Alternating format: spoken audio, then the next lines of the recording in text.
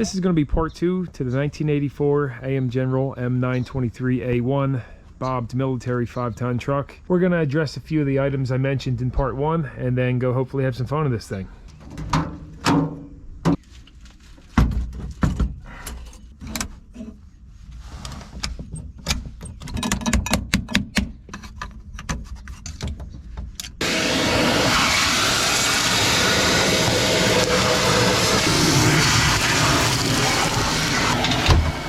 Get rid of all this insulation behind the seats because it's just completely falling apart.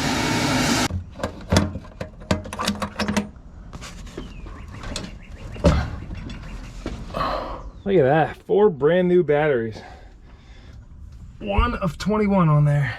In part 1 I said that these might all be warning indicator lights that were painted over. However, that's wrong. These caps are painted over on purpose and then they're red underneath, and those are actually the lights that the back lights of the gauges is what they are. And you got a couple of them out. All right, I'm gonna try to get this spare tire down. Now normally there's a crane that mounts that's missing, which one of my neighbors actually just gave me something that's gonna work for this. He's like, I got one of those kicking around, let me give it to you. So that'll be a later thing I add on, but I'm curious if I could get this down without using that, and how heavy it is, or if it's gonna roll on me and, you know, injure me. All right, so when you pull this ramp down, it seems like it could be used as a ramp, but it's not. It just comes right off. So I'm gonna roll this tire off and see, you know, if I had to, how it would be with one person getting the spare tire off.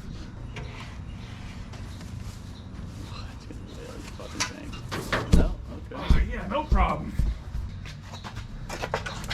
Oh, all right, so that rolled around a couple times. Well, it went, yeah, I think we just broke the scale actually. No, step on it, it's probably working. No, it did, it crushed in the side of the scale. Oh. So the weight is a lot.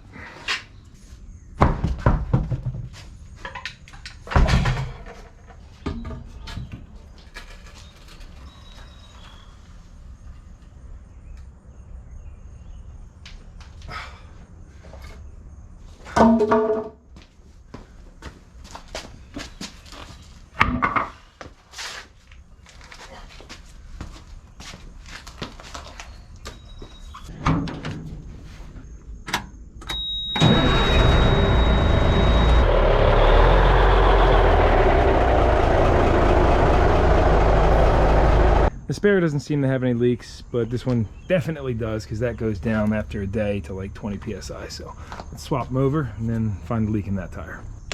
1.5" lug nuts, standard threads on the right side of the truck. They're reverse threads on the left side of the truck. And these torque to about 450 foot-pounds. So I imagine if I do a 4-foot extension off from the center and apply around 100 foot-pounds, they should come off, right?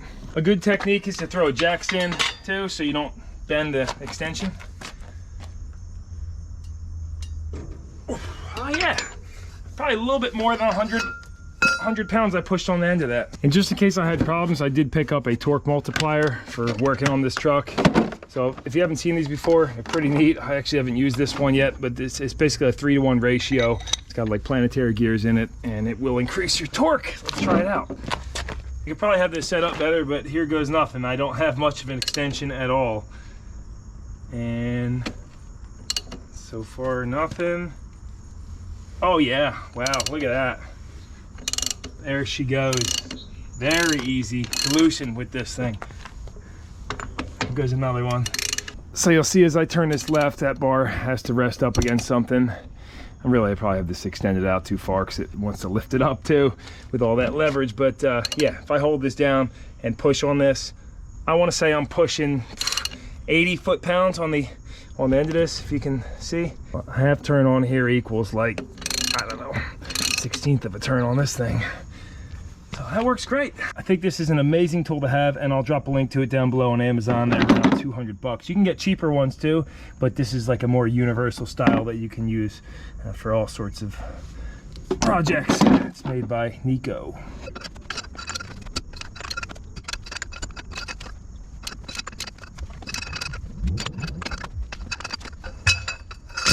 See if the Harbor Freight 3-ton will lift it. I mean, we're only lifting one corner, so I think I can do it.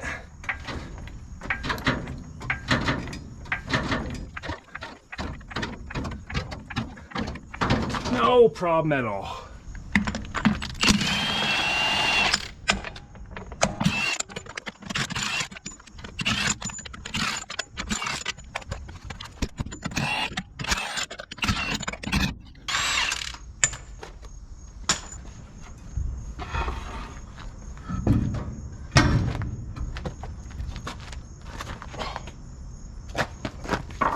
Oh boy.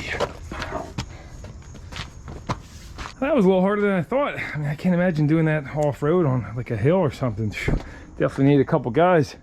And I'm sure some of you guys think I should put blocks of wood under here, but you know, this Harbor Freight jack barely struggled at all to lift it, so let's throw the spare on.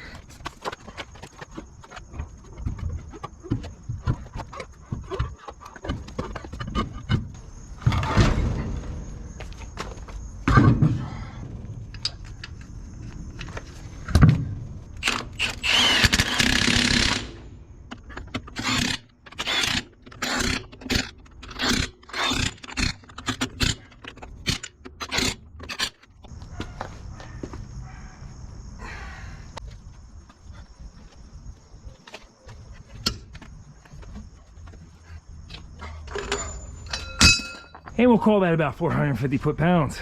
Good and tight. As all the comments said in the first video, I did find a leak. It was the O-ring in between here, in between the split rim leaking. You can see it's leaking in between the split rim where this hole is too. Sure my neighbors don't want to hear this leaking for 20 minutes.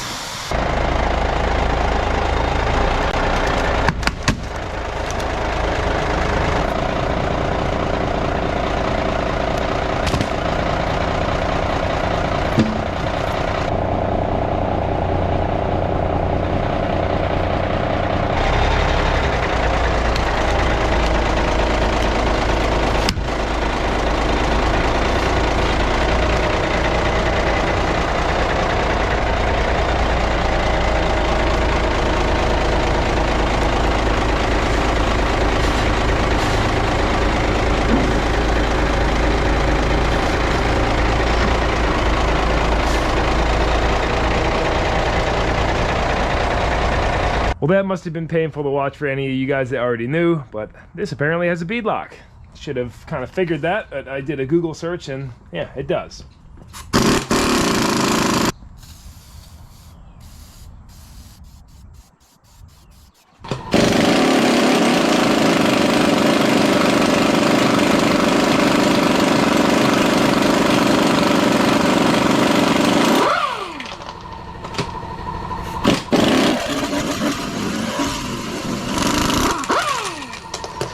Can't keep up the air volume, so I just fire up the other compressor.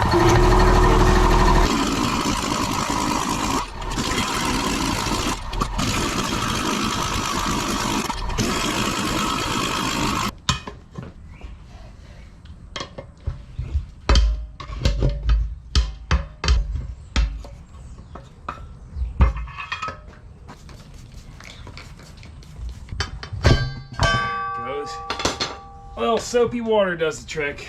And there you have it. That's why it was leaking. It's got this rust in here, and I don't see any O-ring at all.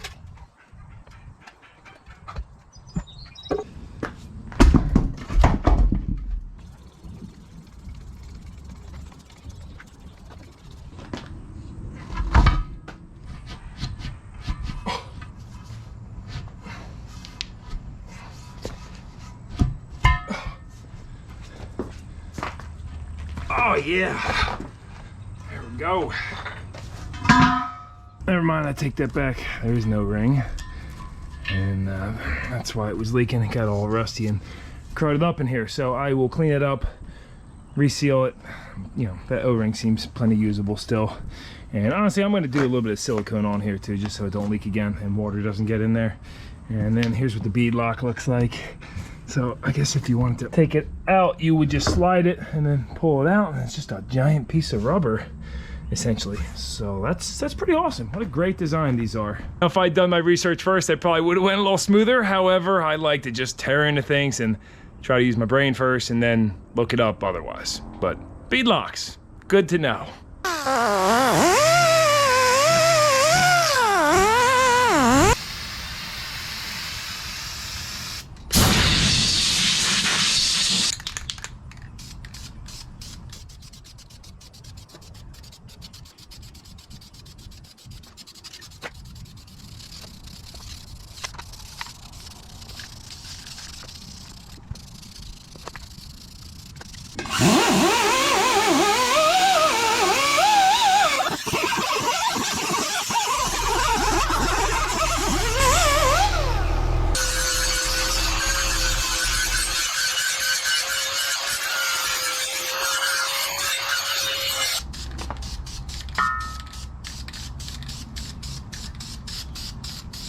All right, the O-ring's cleaned and I slopped it up with some RTV.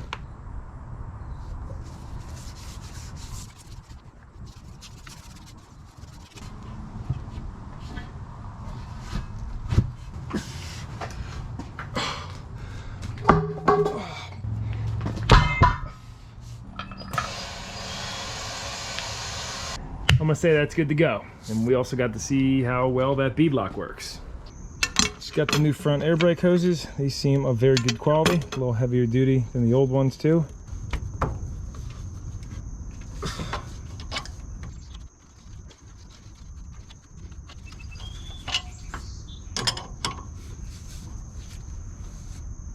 It's a good idea to check for water intrusion in your fuel filter regularly on the bottom of it. I do not like the way that looks. This does not look like diesel. This actually looks like water to me completely. Let's find out. Let's give her a dip. Do the old dipperoo test. Oh my, look how much water was in that fuel filter. Yeah, I gotta drain that completely. Oh my gosh. Yeah, it's straight water coming out of there. Look at that. There was a lot of water in this fuel filter, guys. There we go. Now we got some diesel. I got a fuel filter on order. I'll drain this completely and then let it be.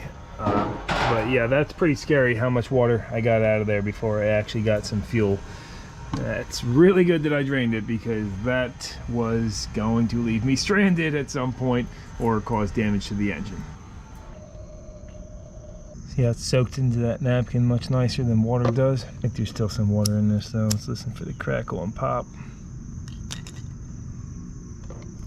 Yeah, a little bit. You hear the crackle and pop in there? It means there's water.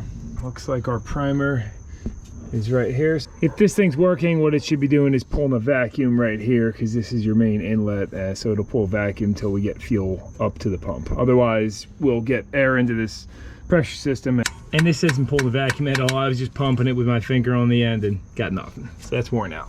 Got a pneumatic vacuum on it, and this was a much better idea. Look at all that air coming out. That'll create a suction, fill up the canister with fuel, and we'll be good to go. Maybe I'll order a new one of these primers too. Uh-oh, no, it's not happy. It's not happy. Oh, I got air in there. Oh, darn it.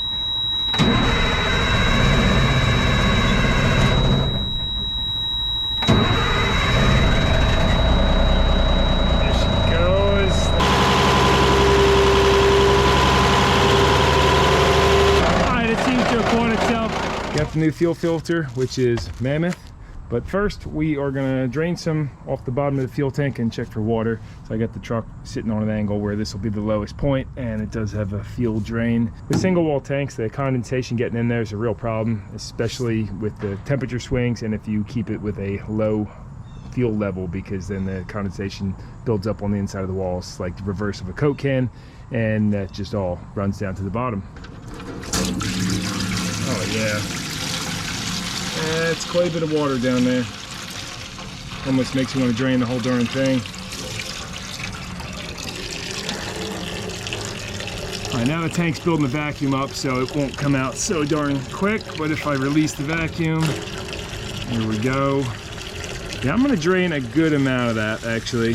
That's what I'm talking about. That looks much nicer. I'm going to wait to put the fuel filter in and just run this fuel out because it's a little bit cloudy. It's diesel, so there's definitely some water mixed in with it. I'll just keep draining what's on the bottom off and keep draining the fuel filter, and then once that's all drained out, we'll clean the tank. All right, quick upgrade. I need a way to fill these tires when I'm on the road, and if I get a small leak or something like that. And of course, I have the onboard air I can take advantage of, and I have this air hose that will fill all 4 tires at the same time. I just have to add a coupler so I can let this air out, screw this off, and I think I'll just put a coupler right there.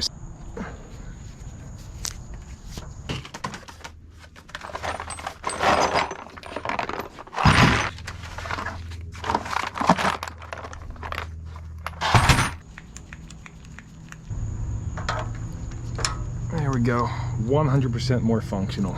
Some people might be wondering why I put this up on the driver's side front glad hand, because this is mainly for when you're towing the truck behind another truck, right? But it had the ball valve here, and this has pressure all the time.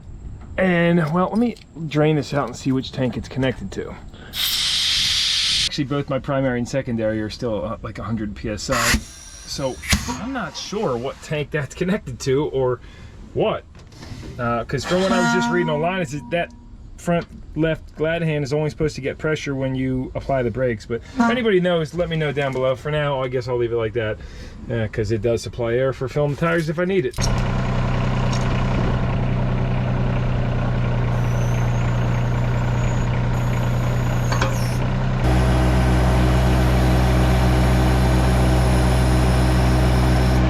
Little John Deere just didn't have enough power to get her all the way up, so I'm gonna try with the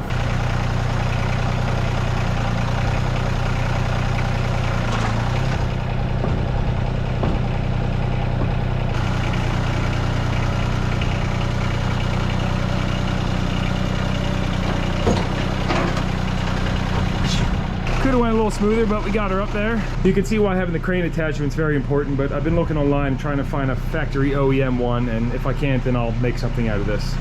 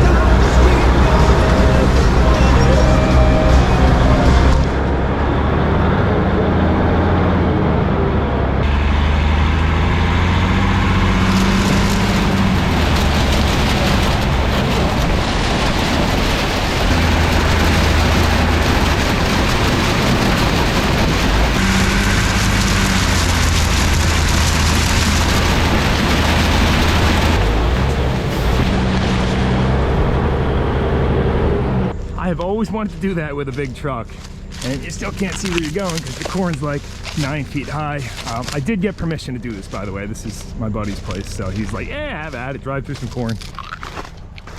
So this is actually feed corn, but still really good to munch on. Nice and juicy right now too. It's not all dried out yet. Delicious.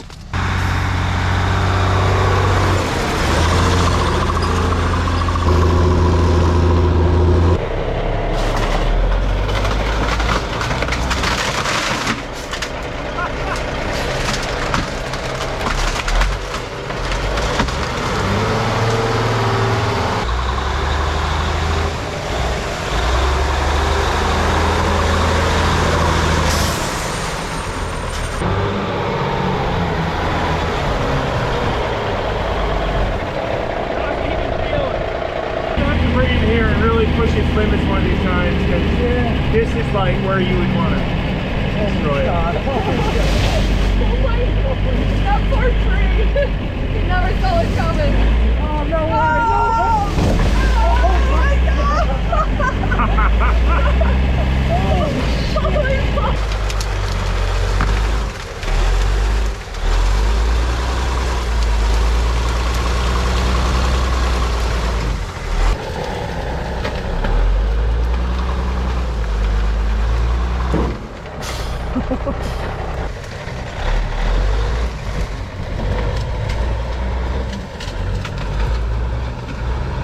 Bro, that was an apple tree.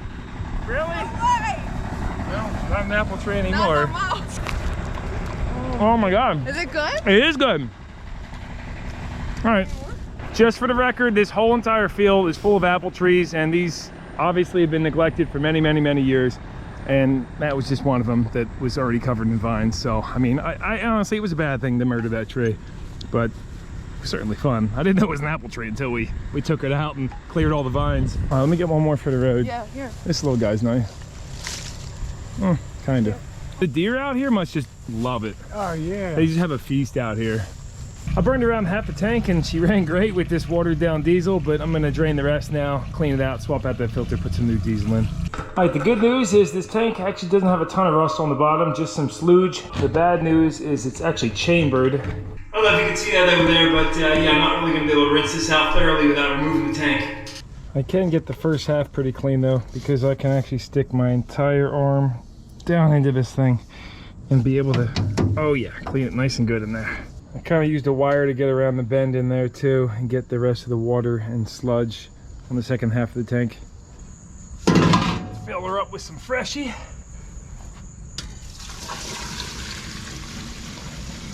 Shoot, I didn't put the plug in. Let's see if I got another drain plug for this thing because the other one was pretty cheesed up.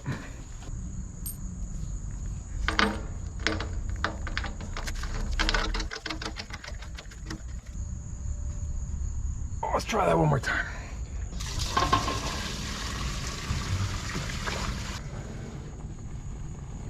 It ended up having a lot more fuel in it than I thought, about 40 gallons. I'll end up just burning this stuff in my heating oil furnace though. And now I can change this fuel filter. Look how much more water was in there just from driving it a little bit yesterday. This filter is gonna look really bad.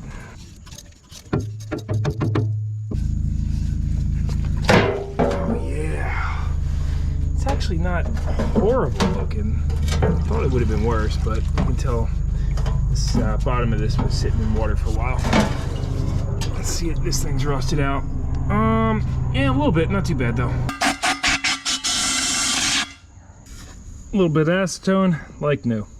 In case you guys aren't familiar, the way this prevents water from entering the rest of the fuel system is when it enters right on this side, the water is heavier than diesel, so it'll drop down to the bottom, and then it has to travel through the filter, which the filter has a water block element on it too, to be able to go up to the highest point up here, and that's where it would enter the injection pump. But most of these diesel fuel filters actually have some kind of like water block technology on them too, to prevent it from going in.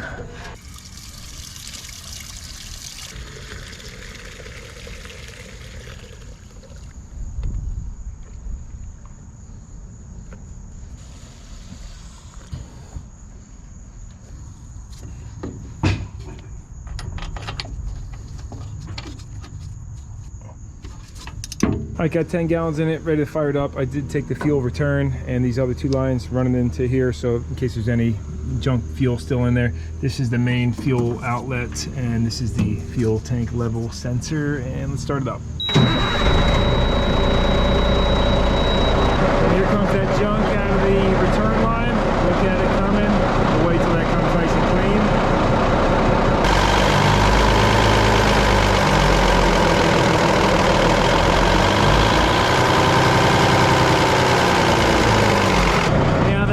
Flowing nice and clean. These two lines that were on each end of the tank, they actually run over to a T right down here, and then they travel up the intake stack to that horseshoe at the top, which was actually clogged. They blow nice and clean now. They were rock solid blocked before, so that's why the tank was building up so much pressure.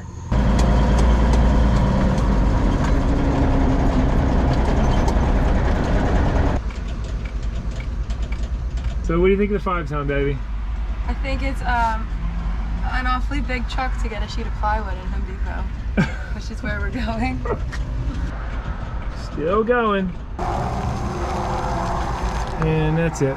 64 gallons, so that means it's a 75-gallon tank. $237.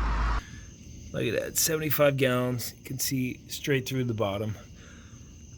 That's how it should look, not all cloudy and white and full of water. Surprisingly, she runs just the same though on that cloudy diesel or the fresh diesel.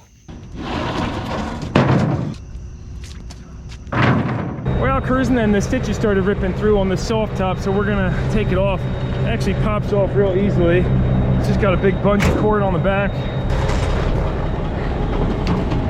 Oh, lube. Nice. Hell yeah. Ain't a Lexus push button top, pop top, but it works.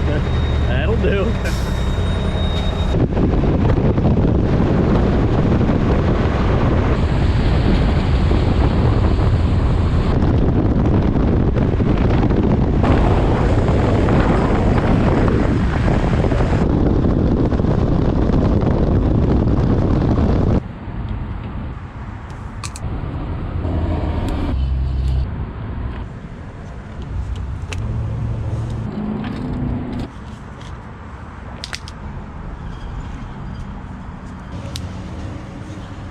I found 37 grease fittings. I'm sure there's a few more if I really keep looking, but what I really like on the U-joints, there's 2 on each one, so no matter how it's facing, there'll be one. So there's one 180 degrees from that.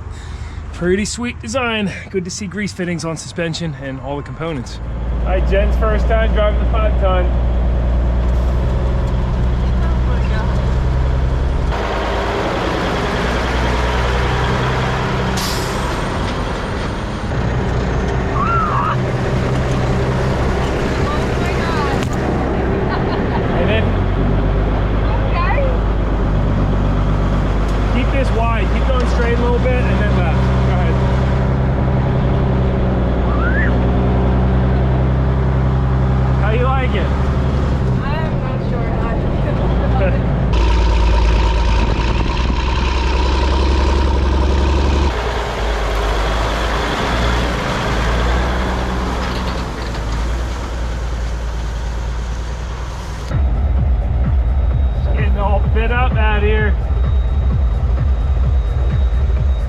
Now for everyone that probably cringed when I ran that corn over, we did actually go back and pick everything up, and I'm going to use it for feed for my chickens.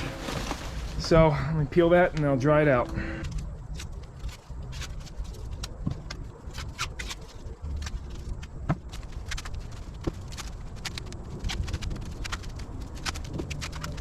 Feed corn or field corn is 99% of what's grown in the US. Only 1% is actually sweet corn that we eat. The rest is all cow feed and everything. So this will go to good use.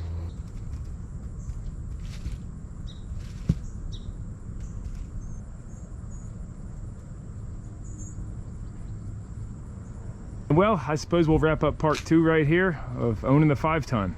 This thing's been a joy to drive and own so far. Nothing major is broken, luckily. If there's a part 3, it's going to be probably any other big repairs I do, or maybe just taking this somewhere and going through 6 foot of water instead. But I'm just not quite ready to beat it up yet that much. Up here I did end up riveting this back down, and then I just put duct tape over that for now, but might order a new soft top for it. And yeah, that's the 5-ton sitting next to the Tundra, which was a submarine at one point. Check out the other video if you hadn't seen it. All right, guys, hopefully you've seen another one, and drop me any feedback or suggestions. And thanks a lot for watching. Appreciate it.